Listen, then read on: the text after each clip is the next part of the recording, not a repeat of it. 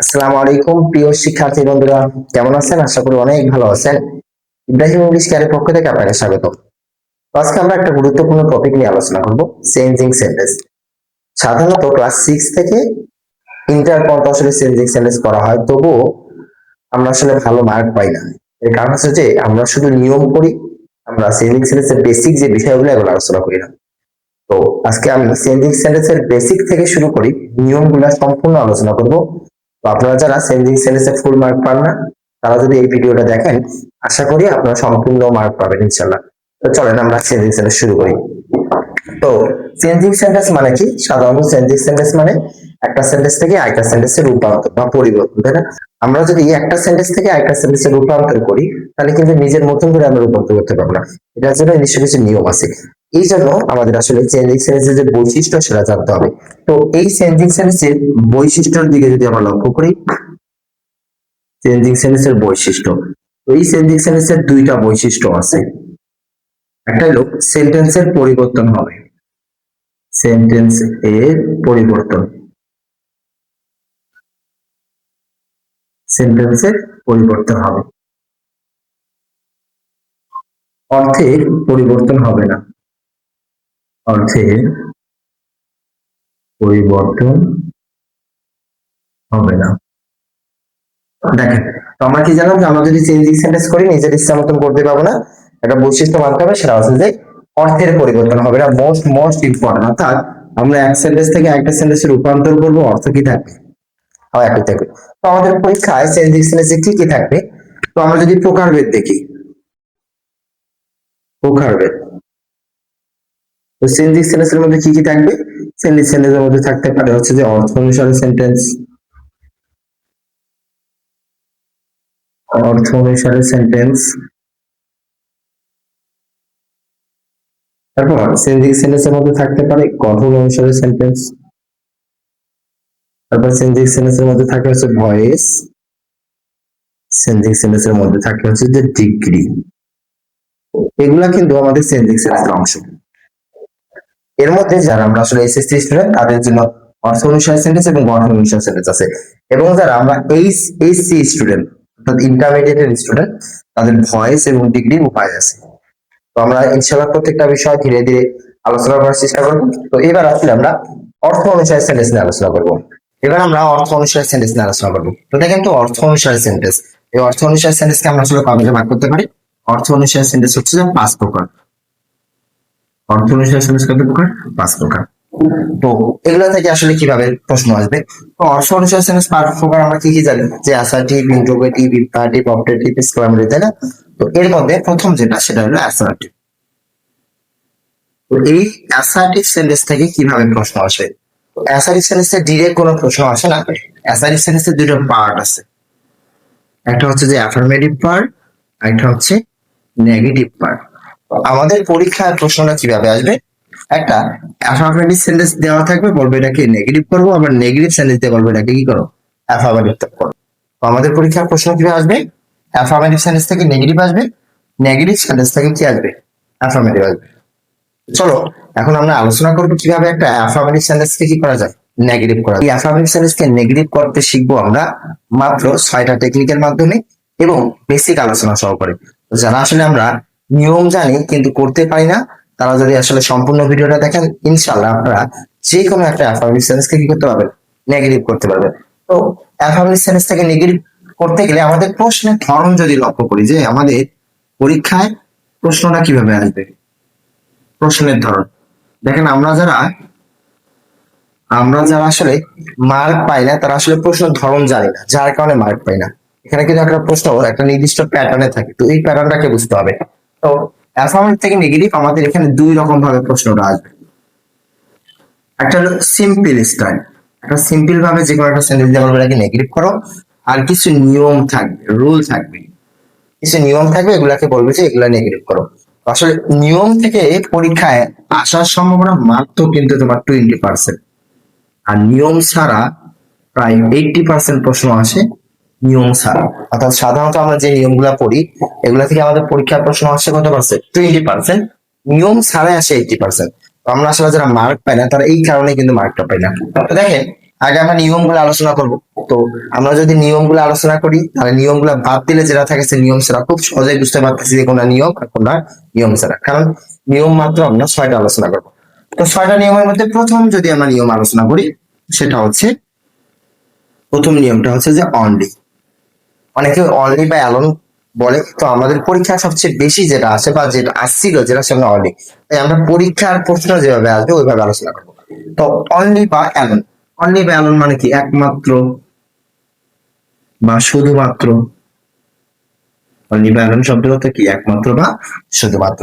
তো অনলি বা অ্যালোন পরীক্ষা আসলে আসলে আমরা কিভাবে করবো? তো এই অনলি বা অ্যালোনের নেগেটিভ ওয়ার্ড আছে 3টা। এই অনলি বা অ্যালোনের নেগেটিভ ওয়ার্ড আছে কয়টা? 3টা নেগেটিভ ওয়ার্ড আছে। সাধারণত যে ওয়ার্ডগুলো নেগেটিভ ওয়ার্ড আছে সেগুলাই কিন্তু মূলত হচ্ছে নিয়মের মধ্যে। তো নেগেটিভ ওয়ার্ড কি কি 3টা আছে? একটা হচ্ছে যে নান বাট, একটা হচ্ছে যে নাথিং বাট, নাথিং বাট, একটা হচ্ছে যে নট, মোর দেন, অথবা লেস দেন। নট মোর দেন অথবা কি দেন? Less than. তো এই হচ্ছে যে অনলি 3টা নেগেটিভ ওয়ার্ড। এখন কথা হচ্ছে যে আসলে আমরা কখন কোনটা ইউজ করবো? আমরা কি নিজের মতন ইউজ করবো? না। তো কখন কোনটা ইউজ করবো? দেখো তো, আমরা যদি বলি none, everybody, everyone, nobody, no one, এগুলো তো আসলে কাকে বোঝাচ্ছে? অবশ্যই এভরিবডি কোন একজন ব্যক্তিকে বোঝাচ্ছে না। তো নো বডি, নো ওয়ান দ্বারাও তো ব্যক্তিকে বোঝায়। তো আমরা অনলি দ্বারা যদি কোনো ব্যক্তিকে বোঝাইতে চাই তখন আসলে আমরা কি ইউজ করতে পারবো? None but. আবার আমি যদি বলি থিং, এই দেখেন এই থিং শব্দের অর্থ, থিং শব্দের অর্থ কিন্তু জিনিস। থিং শব্দের অর্থ কি? জিনিস। তো দেখেন জিনিস যেহেতু বস্তু হয়, তাই না? তো অনলি দ্বারা বস্তুকে বুঝাইলে আমরা কি ইউজ করতে পারি? Nothing but. আবার দেখেন নট মোর দেন অধিক না, বা নট লেস দেন অধিক না, পরিমাপ বোঝাচ্ছে না? তো আমরা মনে রাখবো পরিমাপ বা সংখ্যা বোঝালে, পরিমাপ বা সংখ্যা বোঝালে, সংখ্যা বোঝালে, পরিমাপ বা সংখ্যা বোঝালে আর কি। তো আমরা যদি কোনো সময় পরিমাপ বা সংখ্যা বোঝাই তখন যে নিয়মটা ইউজ করবো সেটা হচ্ছে যে নট মোর দেন অথবা লেস দেন। এই হচ্ছে যে অনলি 3টা নেগেটিভ ওয়ার্ড। আমরা চলো উদাহরণ দেখি কয়েকটা। ধরেন প্রশ্ন আসলে এরকম যে only he can do the work. দেখেন এটা একটা পজিটিভ ওয়ার্ড, এইটাকে বললো যে এটাকে নেগেটিভ করো। কি করো? নেগেটিভ করো। তো এই সেন্টেন্সটাকে নেগেটিভ করতে গেলে আমরা এখানে কি পেলাম? অনলি পেলাম, তাই না?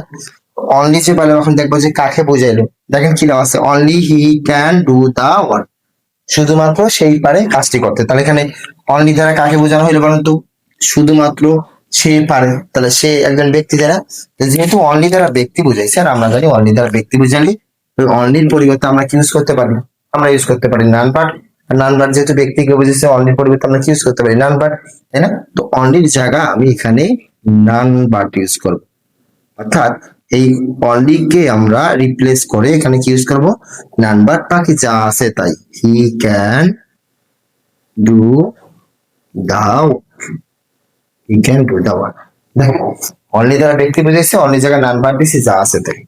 তো আমরা যদি আরেকটা উদাহরণ দেখি, তাহলে এবার এরকম আসলো যে আই লাইক অনলি সুইট। দেখেন তো এই সেন্টেন্সটা, এই সেন্টেন্সটায় কি দেওয়া আছে? এই সেন্টেন্সটাও তো আপনার কি দেওয়া আছে? অনলি দেওয়া আছে, তাই না? অনলি দ্বারা কাকে বুঝেছে? দেখেন আই লাইক, আমি পছন্দ করি, অনলি সুইট, শুধুমাত্র মিষ্টি। তাহলে শুধুমাত্র কি পছন্দ করি? মিষ্টি। এই মিষ্টি কি কোনো ব্যক্তি? মিষ্টি যেহেতু ব্যক্তি না, মিষ্টি কি একটা বস্তু বা জিনিস। যেহেতু ব্যক্তি না, বস্তু বা জিনিস। দেখেন বস্তু বুঝাইলে বা কোনো জিনিস বুঝাইলে আমরা কি ইউজ করতে পারি? Nothing but. তো এই অনলির পরিবর্তে আমরা তখন কি ইউজ করতে পারি? Nothing but. তো উত্তরটা আমরা কিভাবে লিখবো? উত্তরটা লিখবো এরকম যে I like nothing but sweet. I like nothing but sweet. এইভাবে কিন্তু আমরা যে কোনো একটা অনলি যুক্ত সেন্টেন্স কি করতে পারবো? নেগেটিভ করতে পারবো। এবার আমরা আরেকটা নিয়ম দেখবো, সেটা হচ্ছে যে নিয়মটা কি দেখবো? সেটা হচ্ছে মাস্ট। আমরা যদি কোনো সময় কোনো সেন্টেন্সে মাস্ট, তারপর হ্যাভ টু, হ্যাজ টু, অথবা হ্যাভ টু দেখি। আমরা যদি কোনো সময় কোনো সেন্টেন্সে মাস্ট, হ্যাভ টু অথবা হ্যাজ টু অথবা কি দেখি হ্যাভ টু দেখি।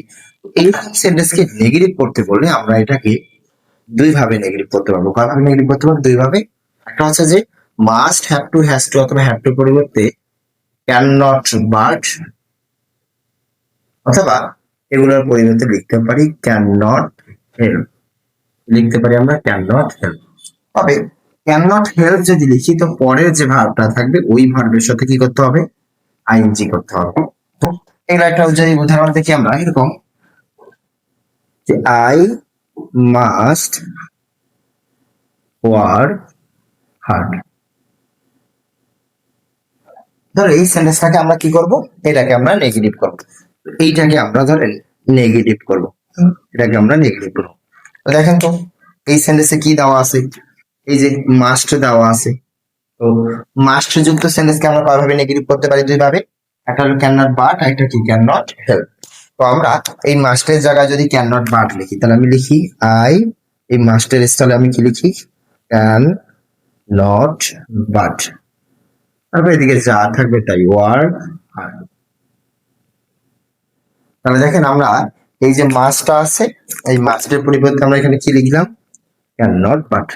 আবার আমরা যদি এবার এটাকে এভাবে লিখি যে আই ক্যান নট হেল্প।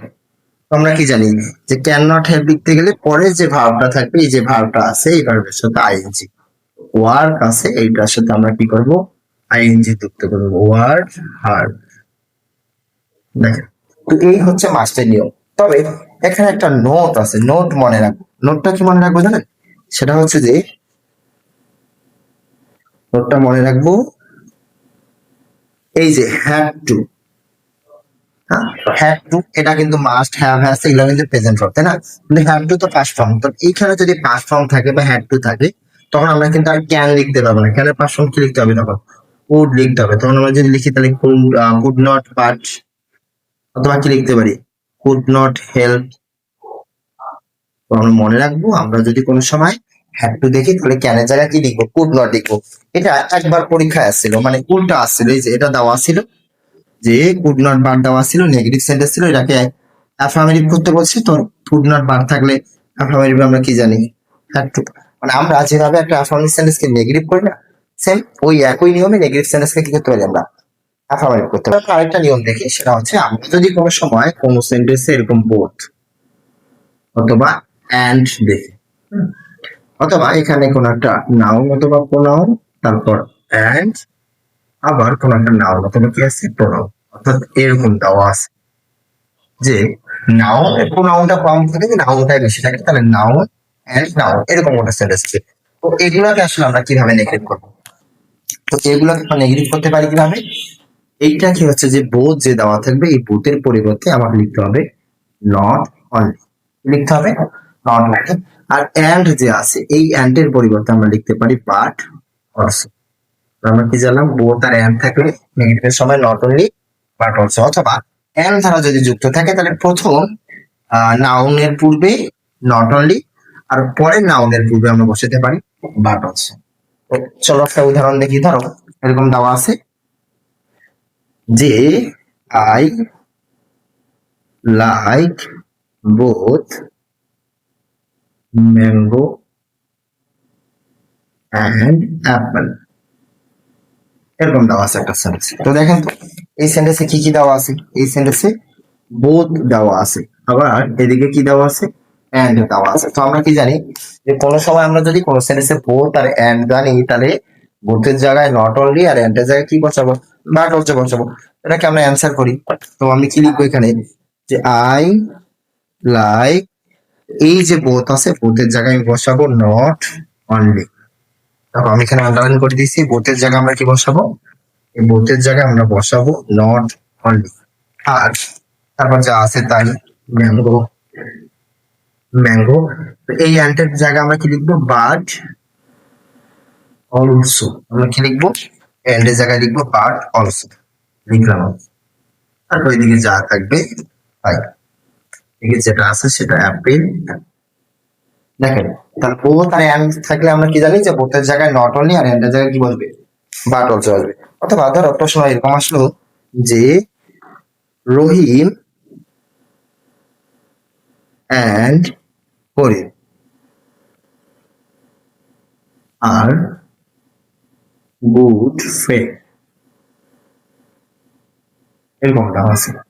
দেখেন তো এই সেন্টেন্সটা একটু লক্ষ্য করেন, দেখেন এই সেন্টেন্সটা কি দেওয়া আছে, এই সেন্টেন্সটা দেওয়া আছে রহিম অ্যান্ড এইদিকে দেওয়া আছে করিম। তো রহিম অ্যান্ড করিম এই যে দুইটা নাউন কি দ্বারা যুক্ত আছে, অ্যান্ড দ্বারা। ওই দেখো আমরা যদি কোনো সময় অ্যান্ড দ্বারা দুইটা নাউন অথবা প্রোনাউনকে যুক্ত দেখি তখন আমরা কি বসে ধরবো, নট অনলি বাট অলসো। তো প্রথম নাউনের পূর্বে আমরা বসাবো নট অনলি। হ্যাঁ, তো প্রথম নাউনের পূর্বে আমরা নট অনলি বসাই, তাহলে রহিমের পূর্বে আমি নট অনলি বসাই, তাহলে নট অনলি রহিম। তারপর দেখো পরের ইয়ার পূর্বে, পরের নাউনের পূর্বে বাট অলসো, তাহলে বাট অলসো কি লিখবো আমি, করিম। এদিকে যা আছে তাই, আর গুড ফ্রেন্ড। দেখেন একদম ইজি।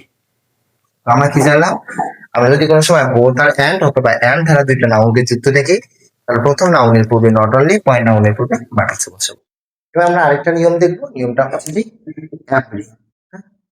এই এভরি, এভরি প্লাস যদি এখানে কোনো নাউন থাকে অথবা বডি থাকে অথবা ওয়ান থাকে। তো এভরি প্লাস কি কি থাকে, এভরি প্লাস নাউন বডি অথবা ওয়ান।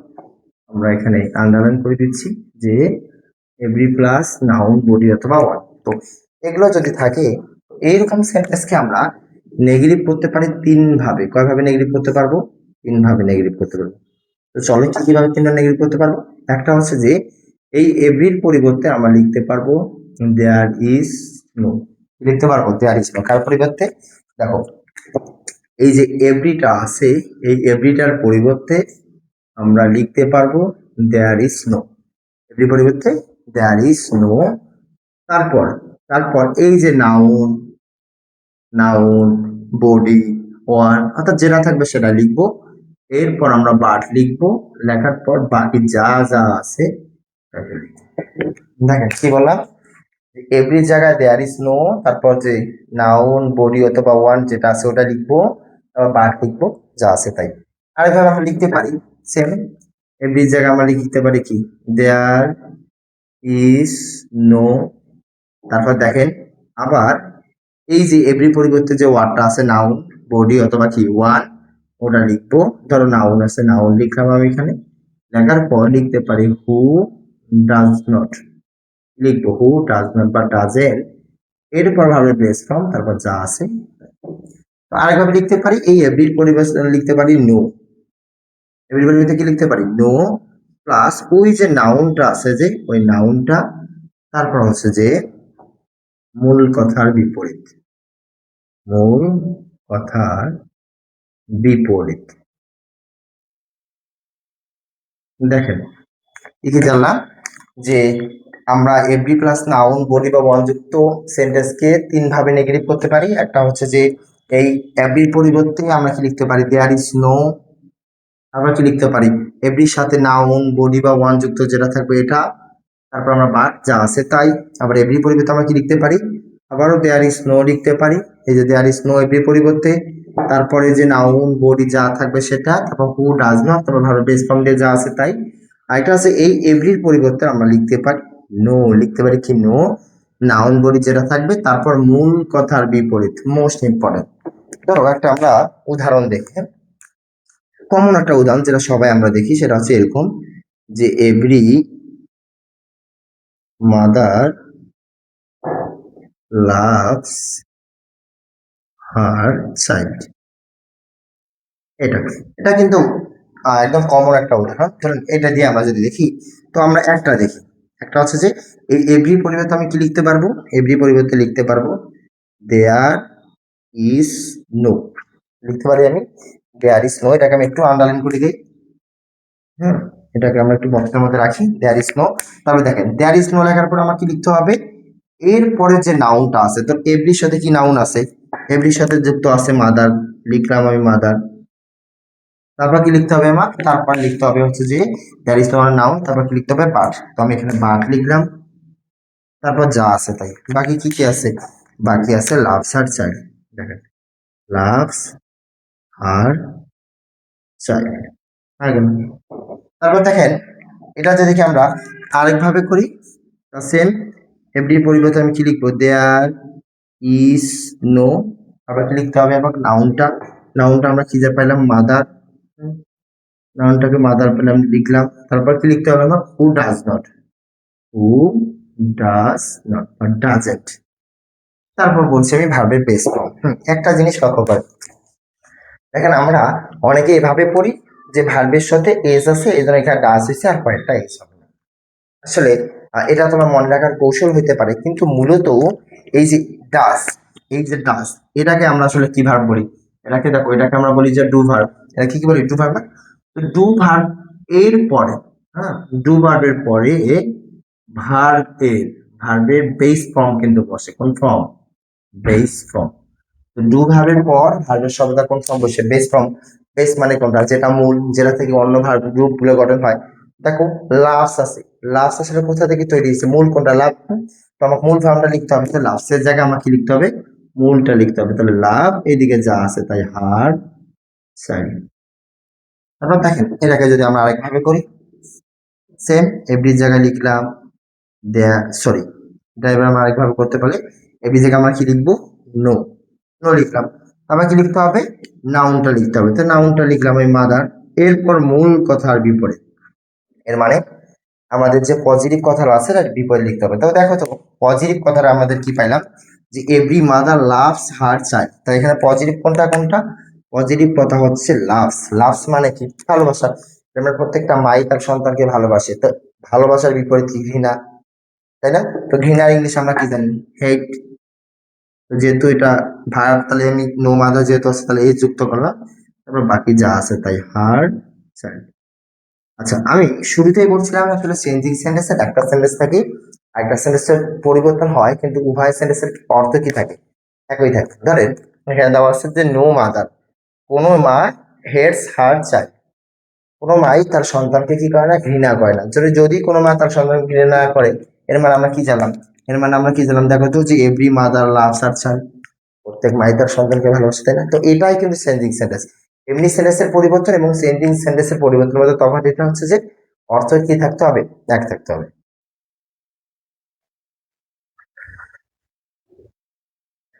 আচ্ছা, আমরা আরেকটা নিয়ম দেখি, সেটা হচ্ছে যে অ্যাজ সুন অ্যাজ। তো আমরা যদি কোনো সময় কোনো সেন্টেন্সে অ্যাজ সুন অ্যাজ দেখি, এইরকম সেন্টেন্সকে নেগেটিভ করতে গেলে অ্যাজ সুন অ্যাজ এর জায়গায় লিখবো no sooner had, no sooner had. এরপর এরপর যে ভার্ব থাকবে অবশ্যই ভিতরে লিখতে হবে। তারপর হচ্ছে যে আমরা দুইটা সেন্টেন্সের মাঝখানে দেন লিখবো, এইদিকে যা আছে তাই লিখবো। দেখো কি লিখলাম আমি, আমরা যদি কোনো সময় কোনো সেন্টেন্সে কি পাই, অ্যাজ সুন অ্যাজ পাই, তো এই অ্যাজ সুন অ্যাজ পাইলে এটাকে নেগেটিভ করার সময় অ্যাজ সুন অ্যাজ এর জায়গায় লিখতে হবে নো সুনার হ্যাড। আর যেহেতু হ্যাড আছে, আমরা জানি যে হ্যাড এর পর ভার্ব কোন ফর্ম? V three. দুইটা সেন্টেন্সের মাঝখানে অবশ্যই দেন বসাবো, যা আছে তাই। চলো একটা উদাহরণ দেখি। ধরো উদাহরণটা এরকম আছে যে as soon as I saw him he ran away। ধরো এরকম দেওয়া আছে একটা উদাহরণ, যে as soon as I saw him, যখন আমি তাকে দেখলাম, he ran away, তখন সে কি গেল? পালিয়ে গেল। তো দেখো তো এখানে কি দেওয়া আছে? as soon as আছে, হ্যাঁ। তো as soon as থাকলে আমরা জানি কি, যে as soon as এর পরিবর্তে আমার কি লিখতে হবে? no sooner had, তাহলে no sooner had, no sooner এই যে আমি had লিখলাম।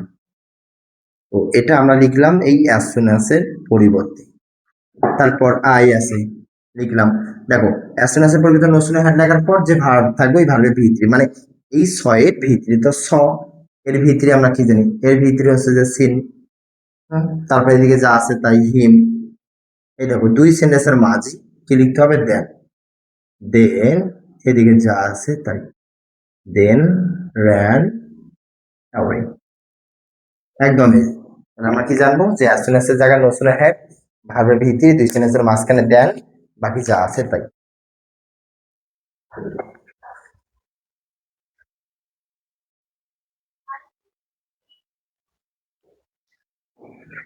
দেখেন আমরা আরেকটা নিয়ম দেখি, সেটা হচ্ছে যে আমরা যদি কোনো সময় কোনো সেন্টেন্সে এরকম টু আর টু দেখি, দেখি টু এবং টু, আমরা এখানে স্টার চিহ্ন দিই যে কোনো সেন্টেন্সে আমরা যদি কি দেখি টু এবং টু দেখি, তো এইরকম সেন্টেন্সকে যদি আমরা কি করতে চাই, এগুলাকে আমরা নেগেটিভ করতে চাই, তো এই যে টু আছে এই টু এর পরিবর্তে আমাকে লিখতে হবে সো, কি লিখতে হবে সো। তারপর এই যে টু আছে এই টু এর পরিবর্তে লিখতে হবে আমার দ্যাট, কি লিখতে হবে দ্যাট। আচ্ছা, দ্যাট লেখার পর কি করব, একটা জিনিস তোমাদের বলি, এই যে টু আছে এইটা কিন্তু পারে না অর্থ দেয়, এই টুটা কি অর্থ দেয় জানেন, পারে না। এই টু এর অর্থ যদি পারে না হয়, তো আমরা জানি যে চেঞ্জিং সেন্টেন্সের আমাকে অর্থ মিলাতে হবে, তাই না? অর্থ মিলাতে গেলে পারে না ইংলিশ কি ক্যান অথবা কুড নট, ক্যান অথবা কি কুড নট, তাই না? আরেকটা বিষয়, এই ট্রু আর ট্রু থাকলে এটা কিন্তু কোন সেন্টেন্স হয়ে যায়, এটা একটা সিম্পল সেন্টেন্স হয়। আর এই সো এবং দ্যাট এটা যদি থাকে তো এইটা কমপ্লেক্স সেন্টেন্স হয়। তো আপনারা জানেন যে কমপ্লেক্স সেন্টেন্সের দুইটা অংশ, মানে দুইটা সেন্টেন্স, তাই না? তো আমরা সো আর দ্যাটের যে একটা সেন্টেন্স পাবো আর একটা সেন্টেন্স তৈরি করতে হবে, তাই না? তো এই জন্য আমার নতুন করে একটা সাবজেক্ট লিখতে হবে, তারপর এই যে পারে না অর্থ দেয় এটাকে মিলানোর জন্য ক্যান অথবা কুড নট লিখতে হবে, তারপর এদিকে যা আছে আমরা তাই লিখব। চলো একটা উদাহরণ দেখি, তাহলে বিষয়টা ক্লিয়ার হবে। ধরো এরকম আছে যে he is too weak to work, এটা অর্থ কি দেখেন, এটা অর্থ হচ্ছে যে he is too weak, too মানে কিন্তু খুবই, সো উইক মানে দুর্বল, আমরা জানি তো সে হয় এতই দুর্বল যে টু ওয়ার্ক কি করে না, পারে না, এই যে পারে না, কি করতে পারে না, কাজ করতে পারে না, তাই না? এই সেন্টেন্সটাকে যদি আমরা কি করতে চাই, আমরা এটাকে আমরা নেগেটিভ করবো, হ্যাঁ। এইটাকে নেগেটিভ করতে চাইলে আমরা জানি যে প্রথম যে ট্রু আছে এর পরিবর্তে আমাকে লিখতে হবে সো লিখতে হবে, তো আমরা লিখি এদিকে যা আছে লিখি যে হি ইজ, এই ট্রু আছে এই ট্রু এর পরিবর্তে আমি সো লিখলাম সো, অর্থাৎ এই টু কে পরিবর্তন করে আমরা সো লিখলাম, তারপর এদিকে যেটা আছে সেটাই লিখলাম উইক। দেখেন আবার এই টু এর পরিবর্তে, অর্থাৎ এই টু এর পরিবর্তে আমাকে লিখতে হবে দ্যাট লিখতে হবে, লিখলাম দ্যাট। তারপর দেখেন তো কি করতে হবে, নতুন করে আমাকে সাবজেক্ট ক্যান অথবা কুড নট আনতে হবে, তাই না? তো আমি সাবজেক্ট লিখি, তো এই সেন্টেন্সের সাবজেক্টটা কি আছে, এখানে সাবজেক্টটা আছে হি লিখলাম। আবার কি লিখতে হবে ক্যান অথবা কুড। এখানে একটা বিষয়, এখানে দেখেন ক্যান আর কুড কয়টা অংশ, দুইটা অংশ, হ্যাঁ। তো দুইটাকে আমরা একটা দুইটা ভার্ব রাখি, তো দুইটাকে একসাথে লিখতে পারবো না? তো কখন কোনটা লিখবো, সাধারণত ক্যান বসে হলো প্রেজেন্ট টেন্সে, প্রেজেন্ট, আর কুডটা বসে পাস্ট টেন্সে। এর মানে এই যে ভার্বটা, এই ভার্বটা যদি প্রেজেন্ট ফর্ম থাকে তাহলে হবে ক্যান, এই ভার্বটা যদি পাস্ট টেন্স হয় তখন হবে কুড। যেহেতু ইজ প্রেজেন্ট ফর্ম তাহলে আমি এখানে কি লিখতে পারি, ক্যান লিখতে পারি, তাই না? তারপর বাকি যেটা আছে তার সাথে নট যুক্ত করি, বাকি যেটা আছে আমি সেটাই লিখি। দেখেন এই যে টু এর জায়গায় সো লিখলাম, টু এর জায়গায় দ্যাট লিখলাম, নতুন করে সাবজেক্ট হি আছে হি নিলাম, ইজ প্রেজেন্ট ক্যান নিলাম, তারপর নট যুক্ত করলাম, এই ওয়ার্ক বাকি আছে ওয়ার্ক লিখলাম। এইভাবে আমরা যে কোনো একটা অ্যাফার্মেটিভ সেন্টেন্সকে কি করতে পারবো, নেগেটিভ করতে পারবো। আচ্ছা আমরা আরেকটা নিয়ম দেখি, সেটা হচ্ছে যে অলওয়েজ। এই অলওয়েজ যদি কোনো সময় কোনো একটা সেন্টেন্সে থাকে, তো এই অলওয়েজ এর পরিবর্তে আমরা লিখতে পারি নেভার, কি লিখতে পারি নেভার। এটা কিন্তু অলওয়েজ এ নেগেটিভ ওয়ার্ড। এরপর আমরা মূল কথার বিপরীত লিখবো, মূল যে ওয়ার্ডটা থাকবে এই ওয়ার্ডটার আমরা কি লিখবো, বিপরীত, বিপরীত লিখবো। ধরো একটা উদাহরণ আমরা দেখো করি, তো ধরো এরকম উদাহরণ আছে যে he is always punctual, punctual এরকম আছে যে হি ইজ অলওয়েজ পাংচুয়াল। তো দেখো এখানে কি দেওয়া আছে, এখানে হচ্ছে যে তোমার কি দেওয়া আছে, এখানে দেওয়া আছে অলওয়েজ। আমরা জানি যে অলওয়েজ যুক্ত সেন্টেন্স কে আমরা যদি নেগেটিভ করতে চাই, তো এই অলওয়েজ এর পরিবর্তে আমার কি লিখতে হবে, নেভার লিখতে হবে। তো আমরা লিখি, তো অলওয়েজ এর জায়গায় আমরা নেভার লিখি, তো আগে যেদিকে যা আছে তাই লিখলাম হি ইজ, এই অলওয়েজ এর জায়গা আমরা নেভার লিখি, নেভার নেভার। এবার দেখেন অলওয়েজ এর জায়গায় নেভার লিখলাম, তারপর মূল কথার বিপরীত, তাহলে এখানে মূল বিষয়টা কি, দেখো এখানে মূল বিষয়টা কি দেওয়া আছে, মূল বিষয়টা দেওয়া আছে পাংচুয়াল। পাংচুয়াল মানে কি সময়নিষ্ঠ, যে সময়ের কাজ সময়ে করা। তো এর বিপরীত কি হতে পারে? এর বিপরীত আমরা কি লেজি বলতে পারি না? হ্যাঁ, তো এর পরিবর্তে আমরা লিখলাম লেজি। তাহলে আমরা লিখলাম এরকম লেজি। দেখেন, হি ইজ নেভার লেজি, সে কি নয়? অলস নয়। এর মানে কি? সে পাংচুয়াল। তো আমরা যদি কোনো সময় কোনো সেন্টেন্সে এরকম অলওয়েজ দেখি, আমরা কি করবো? অলওয়েজ এর জায়গায় নেভার লিখবো, মূল কথা বিপরীত লিখবো। আচ্ছা দেখেন, এতক্ষণ আমরা যেগুলো আলোচনা করলাম প্রত্যেকটা কিন্তু নিয়মের মধ্যে, তাই না? এগুলোর প্রত্যেকটা নিয়ম আছে। নিয়ম ছাড়া যদি কোনো সময় কোনো একটা সেন্টেন্স দিয়ে বলে যে এই সেন্টেন্সটাকে নেগেটিভ করো, তখন আসলে আমরা কিভাবে করবো নিয়ম ছাড়া? তো নিয়ম ছাড়া কিভাবে করতে হয় সেটা একটা দেখি। একটা উদাহরণ দেখেন, ধরেন এরকম দেওয়া আছে যে he is an honest man. এই সেন্টেন্সটার মধ্যে কিন্তু কোনো নিয়ম নেই। আমরা যে অনলি বলি, মাস্টের বলি, এভরির বলি, ট্রু টু বলি, অলওয়েজ বলি, তারপর হচ্ছে আমরা কি বলি অ্যাজ সুন অ্যাজ বলি, দেখেন কোনো নিয়ম কিন্তু নেই। তো নিয়ম ছাড়া যদি কোনো সময় একটা সেন্টেন্সকে নেগেটিভ করতে বলে তো কি করবা? মোস্ট ইম্পর্টেন্ট, দেখেন এটা কিন্তু প্রচুর পরিমাণ আসে। আমি বলে দিছিলাম যে এটাই আপনাদের পরীক্ষায় আসার সম্ভাবনা কত পার্সেন্ট? আপনার প্রায় 80%। তো নিয়ম ছাড়া কিভাবে একটা সেন্টেন্সকে নেগেটিভ করবেন লক্ষ্য করেন। তো নিয়ম ছাড়া যদি কোনো সময় কোনো একটা সেন্টেন্সকে আমরা নেগেটিভ করতে চাই, তো প্রথমে প্রথমে আমরা অক্সিলারি ভার্ব খুঁজবো। কি খুঁজবো? অক্সিলারি ভার্ব খুঁজবো। এখন আমি কিন্তু ছোট বাচ্চার মতো বুঝাচ্ছি আপনাদের যে আমরা যদি কোনো সময় কোনো সেন্টেন্সে নিয়ম না পাই, এরকম সেন্টেন্সকে যদি আমরা কি করতে চাই? নেগেটিভ করতে চাই, তাহলে প্রথমে আমাকে অক্সিলারি ভার্ব খুঁজতে হবে। এখন একটা সেন্টেন্সে কিন্তু অক্সিলারি থাকতেও পারে, নাও থাকতে পারে, তাই দুইটা অপশন নিলাম। তো যদি আমরা অক্সিলারি ভার্বটা পাই, যদি অক্সিলারি ভার্ব থাকে, যদি থাকে, তাহলে তাহলে তার সাথে নট যুক্ত হবে, তার সাথে নট যুক্ত হবে, যুক্ত হবে, তার সাথে কি যুক্ত হবে বলেন তো? নট।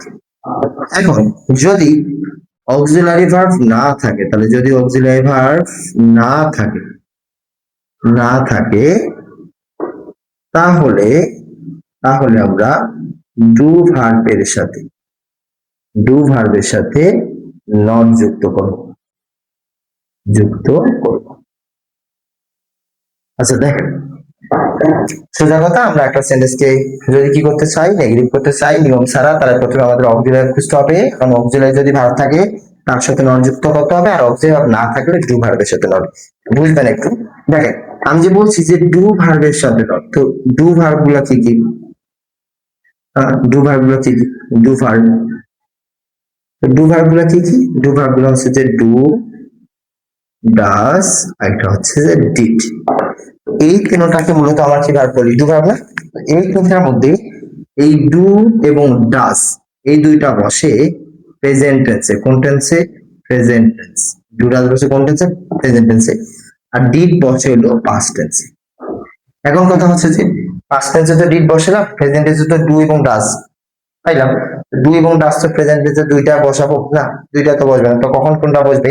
তো সাধারণত এই ডু আর ডাস এবং ডিড এই বিষয়টাকে আমরা একটু যদি টেকনিক অবলম্বন করে মনে রাখি, সেটা হচ্ছে যে আমরা যদি কোনো সময় যে ভার্বটা পাবো ওই ভার্বের সাথে এস অথবা ইএস দেখি, তাহলে মনে রাখবো ডাস হবে। আবার যে ভার্বটা পাবো এটার সাথে কোনো কিছু যুক্ত না থাকলে তাহলে হবে ডু। আর যে ভার্বটা পাবো এই ভার্বটার সাথে যদি আমরা ভি2 রূপ দেখি, তাহলে আমরা লিখবো ডিড। দেখেন, ডু ভার্বটা খুব সহজে মনে রাখতে পারবো আমরা কিভাবে? যে ভার্বটা আমাদের দেওয়া থাকবে এটার সাথে এস অথবা ইএস থাকলে হবে ডাস, ওই ভাবটা দেওয়া থাকবে এর সাথে কোনো কিছু যুক্ত না থাকলে ট্রু, আর ওই ভাবটা যদি ভি রুট টু রূপ থাকে তাহলে আমরা লিখবো ডিড। তো এইভাবে কিন্তু আমরা টু ভার্বটা ইউজ করতে পারি। তো আসলে এগুলো করার পর কি করব? হ্যাঁ, তো এই যে অক্সিলারি ভার্ব পাইলাম, তার সাথে নট যুক্ত করলাম, তারপর যদি আমরা থেকে টু ভার্বের সাথে নট যুক্ত করলাম, এরপর কি করব? দেখেন, এরপর চোখ মূল কথার বিপরীত, এরপর হচ্ছে মূল কথার বিপরীত, এরপর হচ্ছে যে মূল কথার বিপরীত। দেখেন একদম ইজি, অক্সিলারি ভার্ব থাকলে তার সাথে নট অথবা ডু ভার্বের সাথে নট, তারপর মূল কথার বিপরীত। এটাকে আমরা শর্টকাট, আমরা একটা শর্টকাটের মধ্যে রেখে দেই। কিভাবে? অক্সিলারি অথবা do verb plus not plus মূল কথার বিপরীত, মূল কথার বিপরীত। শুধু আমরা এতটুকু মনে রাখবো, অক্সিলারি অথবা ডু ভার্ব প্লাস ফর্ম, তারপর মূল কথা বিপরীত। চলো আমরা কয়েকটা উদাহরণ দেখি। দেখেন এবার আমরা এই নিয়মটা যদি এটা দিয়ে সলভ করি, তো দেখেন এইটাকে আমি নেগেটিভ করবো। হ্যাঁ, নেগেটিভ করতে গেলে আমার প্রথমে কি খুঁজতে হবে? অক্সিলারি ভার্ব খুঁজতে হবে। তো দেখি এই সেন্টেন্সে আছে না নাই? এই যে অক্সিলারি ইজ আছে, তো যদি থাকে তার সাথে নট। তো এইদিকে যা আছে আমরা তাই লিখি, হি লিখি, ইজ আছে, ইজ এর সাথে আমি কি যুক্ত করবো? Not isn't. তাইলাম আমরা। এবার দেখো মূল কথা, তাহলে কি বুঝেছে এখানে? He is an honest man. তাহলে এখানে আসলে মূল বিষয় কোনটা? মূল বিষয় কিন্তু অনেস্ট। অনেস্ট মানে আমরা কি জানি? সৎ। আর সাধারণত অ্যাডজেক্টিভ এবং অ্যাডভার্বের পরিবর্তনগুলো কিন্তু সবচেয়ে বেশি হয়। তো দেখেন আমরা মনে রাখবো অ্যাডজেক্টিভ বা অ্যাডভার্বের পরিবর্তন। এই অ্যাডজেক্টিভ অথবা কার পরিবর্তন? অ্যাডভার্ব। এই অ্যাডজেক্টিভ এবং অ্যাডভার্বের পরিবর্তনই সবচেয়ে বেশি হয়। এর পরিবর্তন আর কি এখানে লিখে দিচ্ছি, এর পরিবর্তন। পরিবর্তন অ্যাডজেক্টিভ এবং অ্যাডভার্বের পরিবর্তন হয়। তো দেখেন অনেস্ট একটা অ্যাডজেক্টিভ। তো অনেস্ট এর বিপরীত শব্দটা কি? তো এই অনেস্টের বিপরীত শব্দ কিন্তু ডিজ অনেস্ট, সৎ অসৎ। তারপর ম্যান লিখলাম। এই যে আর্টিকেলটা যে বাকি আছে ভাইয়া, এখানে আমি কিন্তু ইউজ করি নাই, কেননা এই অর উত্তরণ ঘোষণার কারণে কিন্তু এখানে কি হয়েছে? অ্যান এসে, কিন্তু বি তো কনসোনেন্ট, এখানে তার অ্যান ইউজ করতে পারবো না, এই জন্য তখন এখানে কি হবে? এ হবে। এভাবে কিন্তু আমরা যে কোনো নিয়ম ছাড়া সেন্টেন্সকে কি করতে পারি? আমরা নেগেটিভ করতে পারি। আচ্ছা আমরা নিয়ম ছাড়া আর কয়েকটা সেন্টেন্স সলভ করি। দেখেন এগুলো কিন্তু প্রশ্ন পড়ে আসছে না, তো ধরেন এইটাকে আমি এই সেন্টেন্স গুলোকে নেগেটিভ করবো। প্রথম শেষ থেকেই শুরু করি। তো ধরেন এই সেন্টেন্সটাকে আমি নেগেটিভ করবো। তাহলে আমরা কি জানলাম? যে একটা সেন্টেন্সকে নেগেটিভ করতে গেলে প্রথমে অক্সিলারি ভার্ব খুঁজতে হবে, তাই না? তো দেখেন তো এখানে কি অক্সিলারি ভার্ব আছে? অক্সিলারি ভার্ব সাধারণত অক্সিলারি ভার্ব গুলো তো আমাদের যে আমি, যার, was, were, have, has, had, do, does, এগুলো কি আছে? এগুলো কিন্তু নাই। তো অক্সিলারি ভার্ব না থাকলে আমরা কি জানি? যে ডু ভার্ব নিতে হবে। তো এখানে ডু ভার্ব যদি নিতে চাই, তাহলে এখানে ভার্বটা কি দেওয়া আছে দেখেন তো। ভার্বটা দেওয়া আছে লিভস, আর ভার্বের সাথে কি দেওয়া আছে? এস। তো ভার্বের সাথে এস থাকলে আমরা কি জানি? ডাজ হয়, তাই না? তো আমি এখানে ইট লিখলাম, যেহেতু ভার্বের সাথে এস আছে আমি কি লিখবো? ডাজ। তার সাথে কি যুক্ত করবো? Not, does not. এবার আমরা কিন্তু এর আগের ক্লাসে দেখছি যে ডু ভার্বের পর ভার্বের শব্দ কোন ফর্ম বসে? বেস ফর্ম বসে। তখন কিন্তু লিভস লেখা যাবে না, আমাকে তখন কি লিখতে হবে? লিভ লিখতে হবে। এবার মূল কথা বিপরীত। তো দেখেন তো মূল কথা এখানে কি আছে? মূল কথা আছে টুগেদার। হ্যাঁ, টুগেদার মানে কি? একসঙ্গে, তাই না? তো একসঙ্গের বিপরীত কি? আলাদা বা একা।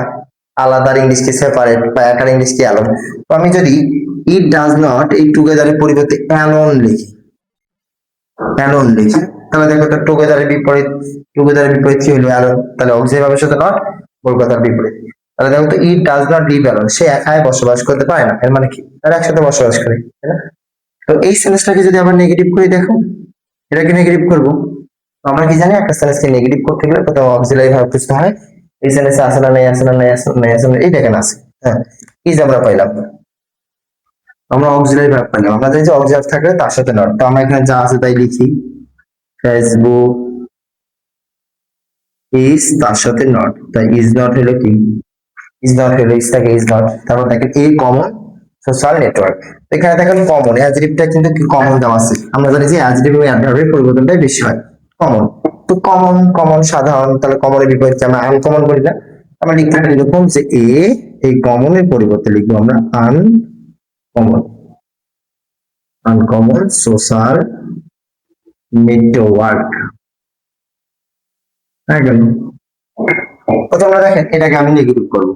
সেম, আমি কি খুঁজবো? খুঁজবো হচ্ছে যে অক্সিলারি ভার্ব আছে কিনা। তো এই সেন্টেন্সে দেখো তো অক্সিলারি ভার্ব আছে কিনা।